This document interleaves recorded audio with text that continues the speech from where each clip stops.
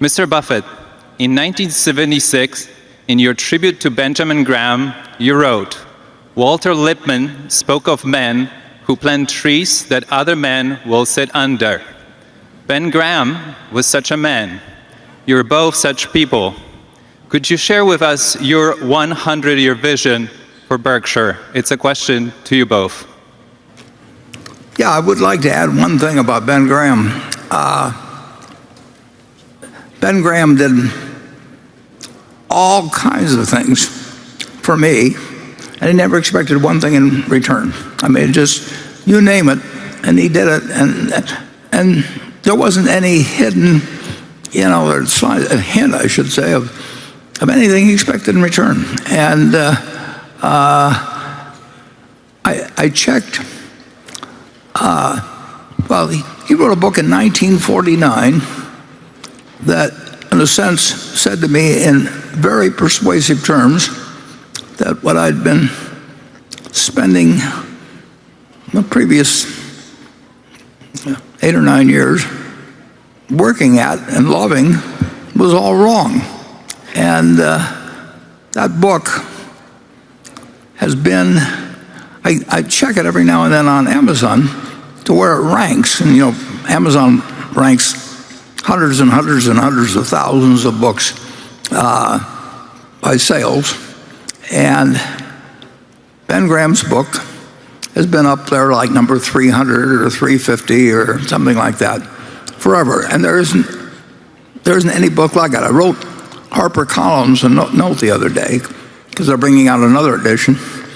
And I asked them how many copies have been sold, and they said the records didn't go back far enough, but they had 7.3 million copies of this little book that changed my life, and continues to outsell every investment book. Investment books come along, and they're number 400 or 1,000 or something for a while, and then all of a sudden they're number 25,000 or 200,000. And this book, in how many areas can you find any book that has had that sustained position? You go back and look at number 1 in 1950 or number 2 or number 3, and you look at it in 51 and 52, they don't continue. I mean, they just don't continue. Cookbooks, maybe 1 or 2 of them last for a while, but there is nothing. And this book lives on, and everybody keeps bringing out new books and saying a lot of other things, but they aren't saying anything that's as important as what he said in 1949 in this relatively thin little book. So, our vision for Berkshire is exactly what we said today. We want it to be a company that is owned by its shareholders and behaves in a way that society is happy that it exists and not unhappy. And we will have unlimited capital. We'll get lots of talent.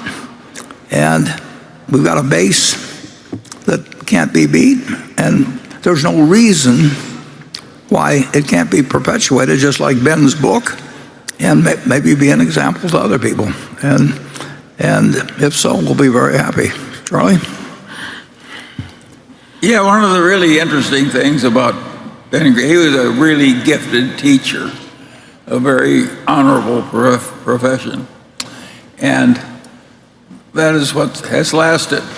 However, an interesting fact that he was sheepish about in his old age was that more than half of all the investment return that Ben Graham made in his whole life came from one stock, one growth stock, Geico, Berkshire's subsidiary. And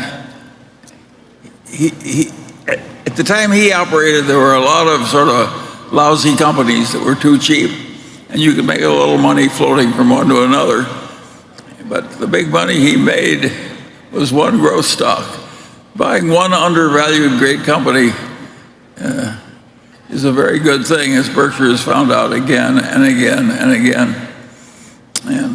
And Ben wrote a postscript to the 49 edition pointing out exactly that fact and acknowledging it, but also took some good lessons from it. He said that's the way life is, that you prepare and you don't lose everything along the way, and then something comes along. And Geico came along because a banker in Fort Worth that had financed Leo Davison, and I think the banker got 3/4 of it, and I don't mean Leo Davison, Leo Goodwin, who founded Geico, then called Government Employees Insurance Company, and you can figure out the acronym. And the deal almost fell apart. The deal was, as I remember, for maybe $1.5 million or something like $1.25 million.